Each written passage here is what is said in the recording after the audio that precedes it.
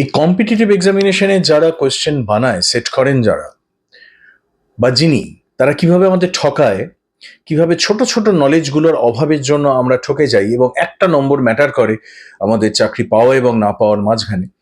আজকে এরার কারেকশনের সেই ভিডিও, যেটা শুনতে খুব সোজা লাগবে, মনে হয় যে আমরা সব জানি, কিন্তু করতে গিয়ে দেখবে অনেক ছোট ছোট নিয়ম জানো না।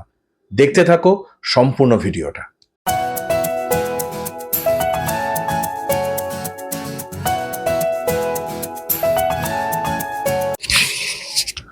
স্ক্রিনে চোখ রাখো এবং দেখো। First question, none of the two students did the work. None of the two students did the work. দুটো স্টুডেন্টের মধ্যে কেউই কাজটা করেনি। শুনে মনে হচ্ছে না এর মধ্যে কোনো ভুল নেই? অ্যাকচুয়ালি নান যখন আমরা ব্যবহার করব, তখন আমরা কখনোই দুজনের মধ্যে ব্যবহার করব না। অর্থাৎ আমরা বলবো neither of the two students did the work. দুজন স্টুডেন্টের কথা, দুজন মানুষের কথা, যেখানে দুটো বস্তুর কথা বলা হবে সেখানে আমরা নাইদার ব্যবহার করব।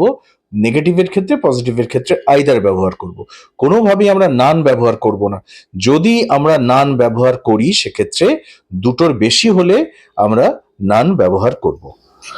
তাহলে এখানে আমরা দেখব হবে যে neither of the two students did the work, ঠিক আছে। কিন্তু যেহেতু বাক্যে দুজনের কথা বলা আছে, তখন আমরা নাইদার ব্যবহার করব, নান ব্যবহার করব না। সেক্ষেত্রে যদি অনেকগুলো স্টুডেন্ট থাকতো, নান তখন আমরা ব্যবহার করতাম। নান is used when the number is more than 2। আমরা যদি নান of the students did the work, তাহলে হবে নান of the 50 students did the work, তাহলে নান আমরা ব্যবহার করব। কিন্তু আদারওয়াইজ নাইদার, যেহেতু দুজন আছে। স্ক্রিনে দেখতে পাচ্ছ লিখে দিয়েছি, রুল হচ্ছে ফর 2 পার্সনস অফ থিংস আমরা আইদার আর নাইদার ব্যবহার করব। মোর দ্যান 2 হলে আমরা এনি অথবা নান ব্যবহার করব। Next question. আগের নিয়মটা শিখে থাকলে এইটা খুব সহজেই পারবে করতে তোমরা। Mister Sharma has 3 sons, neither of them is hard working. তিনজন রয়েছে সন্তান মিস্টার শর্মার, এদের মধ্যে কেউই পরিশ্রমী নয়। তো একটু আগে আমরা বলেছি যে তিনজন আছে, তার মানে আমরা নাইদার এখানে ব্যবহার করতে পারবো না, আইদারও ব্যবহার করতে পারবো না, এখানে নান ব্যবহার করতে হবে নাইদারের জায়গায়। দুজন থাকলে নাইদার, দুজনের বেশি হলেই দুজন থাকলে নাইদার, দুজনের বেশি হলেই নান ব্যবহার করব। সুতরাং এরারটা হচ্ছে use of neither with 3। Correct sentence কি হবে? Mister Sharma has 3 sons, none of them is hard working. আগের রুল অ্যাপ্লাইড হচ্ছে, শুধু সেন্টেন্সটা রিভার্স হয়ে গেছে। আশা করি তোমাদের আর কোনোদিন এই ভুলটা হবে না। Next sentence. প্রশ্নে এসেছে any of the two students will complete the project. দুজনের মধ্যে যে কোনো একজন প্রজেক্টটা কমপ্লিট করবে।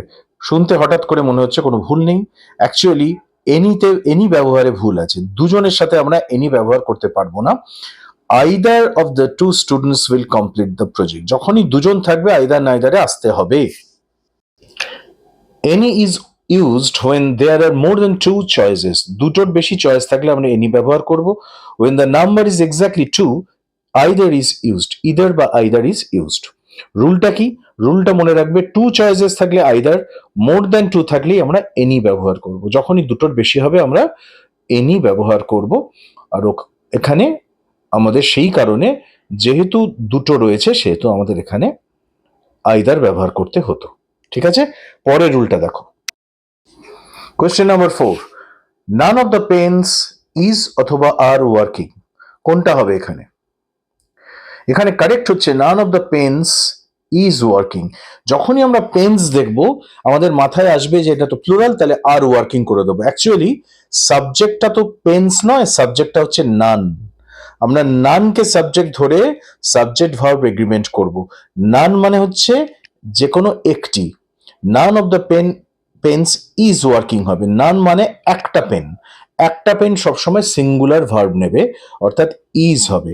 সো নান যেখানেই তোমরা সারা জীবনে পাবে, none of the 50 pence, none of the 1000 pence হলেও ইজি হতো।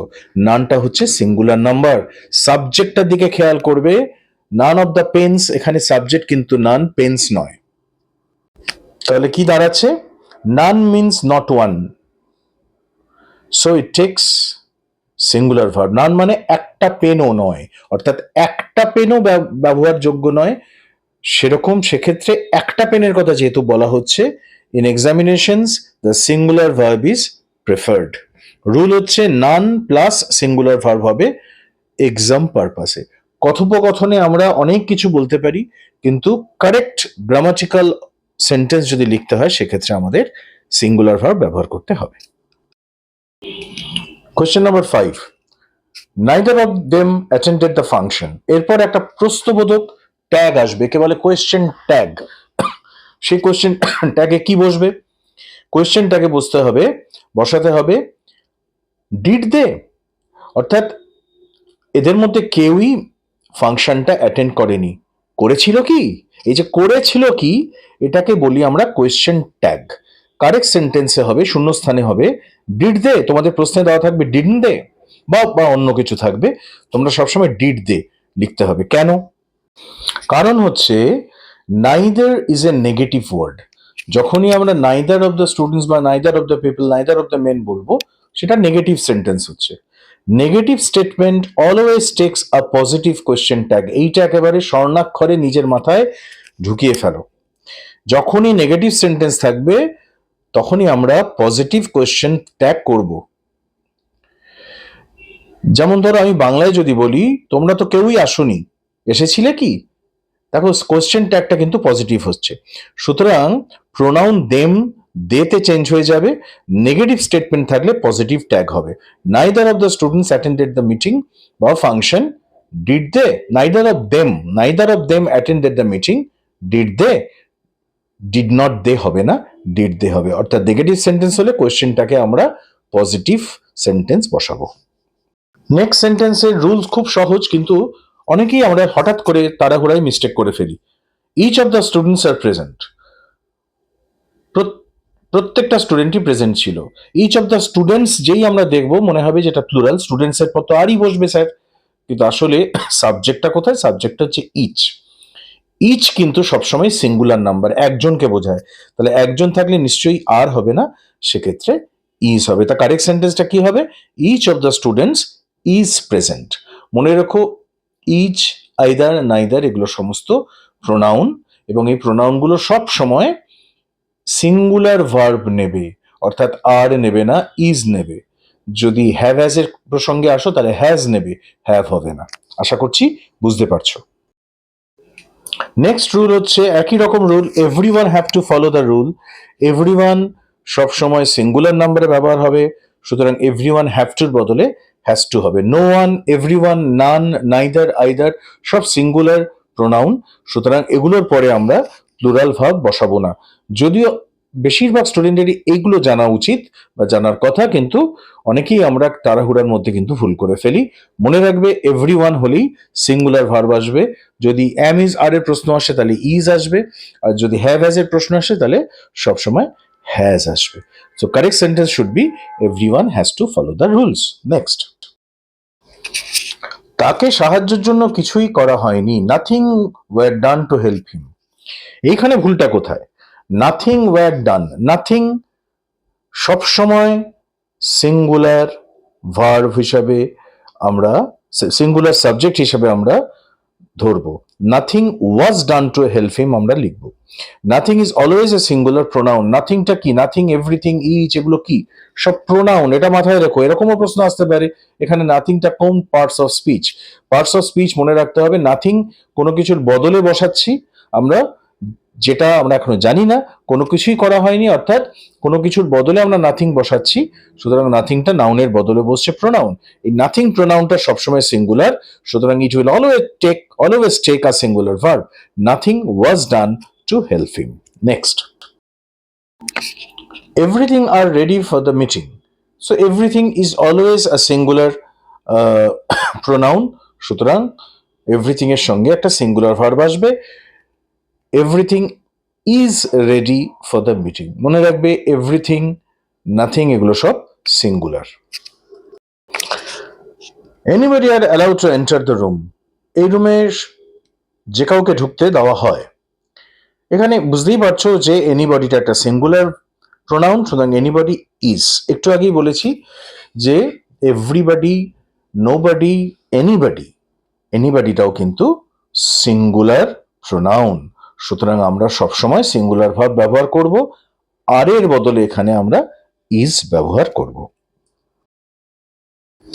দেখো, ছোটবেলায় তোমাদের শেখানো হয় যে সিম্পল প্রেজেন্ট টেন্সে বা প্রেজেন্ট ইনডেফিনিট টেন্সে ভার্বের সাথে এস বা ইএস যোগ হবে, থার্ড পার্সন সিঙ্গুলার নাম্বার হলে তবে, আদারওয়াইজ নয়। কিন্তু তোমাদের ক্ষেত্রে আমরা যখন লেখো, আমরা যখন চেক করি, আমরা বেশিরভাগ ক্ষেত্রে দেখি সিম্পল প্রেজেন্ট টেন্সের ক্ষেত্রে বা প্রেজেন্ট ইনডেফিনিট টেন্সের ক্ষেত্রে থার্ড পার্সন সিঙ্গুলার নাম্বারে তোমরা ভার্বের সাথে এস বা ইএস অনেকেই যোগ করো না। দেখো, এখানে সেই রুল থেকেই এরার কারেকশন আছে। Everybody know the answer, everybody singular number, একটু আগেই বলেছি প্রোনাউন, ফলে নো এর বদলে নোজ হবে, কারণ সেন্টেন্সটা লেখা হয়েছে প্রেজেন্ট ইনডেফিনিট টেন্সে বা সিম্পল প্রেজেন্ট টেন্সে, ভার্বের সাথে সিঙ্গুলার সাবজেক্ট আছে বলে, অর্থাৎ এভরিবডিটা সিঙ্গুলার প্রোনাউন বলে আমরা নো এর জায়গায় নোজ লিখতে হবে। এটা কিন্তু সিম্পল ভার্বের রুলের, টেন্সের রুলের এরার কারেকশন দিয়েছে। 65 রুলস অফ ইংলিশ গ্রামারের ফোর্থ গোল্ডেন রুল হচ্ছে এক্সামিনেশনের জন্য each, everyone, everybody, anyone, anybody, no one, nobody, something, nothing, everything, always take a singular verb. সব সময় এগুলোর ভার্ব সিঙ্গুলার হবে, অর্থাৎ ইজ, হ্যাজ এগুলোর মধ্যেই বসবে। যারা এই পর্যন্ত দেখেছো তারা জানো যে আমাদের এই ছোট ছোট এভরি, নান, নাথিং, এভরিথিং এগুলো দিয়ে যখন এরার কারেকশন দেয় আমাদের কোথায় কোথায় ভুল হতে পারে। আশা করছি তোমাদের ভালো লাগছে। 65 রুলস অফ ইংলিশ গ্রামারের আজ ফোর্থ ভিডিও। এই ভিডিও যদি তোমাদের ভালো লেগে থাকে পরবর্তী ভিডিওগুলো দেখো, এবং যারা যারা এখনো পর্যন্ত এই চ্যানেলের হদিশ পায়নি তাদের শেয়ার করো এবং শিখতে থাকো ইংলিশ উইথ পিবি স্যারের সঙ্গে। Good bye.